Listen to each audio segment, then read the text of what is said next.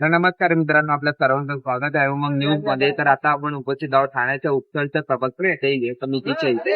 इथे इच्छुक उमेदवारांचा अर्ज भरण्याचे तारीख आहे जी ती सुरुवात झालेली आहे. इथं सकाळपासून बऱ्याच इच्छुक उमेदवारांनी आपल्या वॉर्डमध्ये उमेदवारी अर्ज भरायला सुरुवात केलेली आहे. तुम्ही व्हिडिओच्या माध्यमातून पाहू शकता की इथं जे व्हाईट बाउंडर आहे ते सुद्धाही आखण्यात आलेले आहेत व त्यासोबतच इथे उत्तरच्या प्रभाग समितीचे इथे जोरदार पोलीस बंदोबस्तही करण्यात आलेला आहे व त्यासोबतच येत्या 15 जानेवारीला 2026 ला आपल्या ठाण्यामध्ये ठाणे महानगरपालिका निवडणूक लढणार आहे व त्यासोबतच आणि 16 जानेवारी 2026 ला त्यांची मतमोजणी असणार आहे.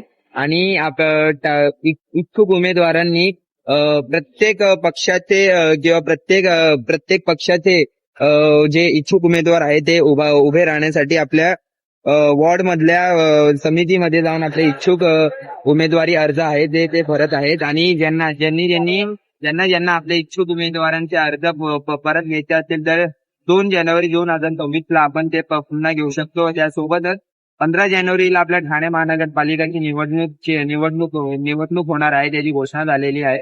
आणि 16 जानेवारीला मतमोजणी होणार आहे. अशाच अपडेटसाठी तुम्ही पाहत राहू मग न्यूज. मी गौरव गागडे, कॅमेरामॅन सिद्धार्थ आढाव सोबत ठाणे.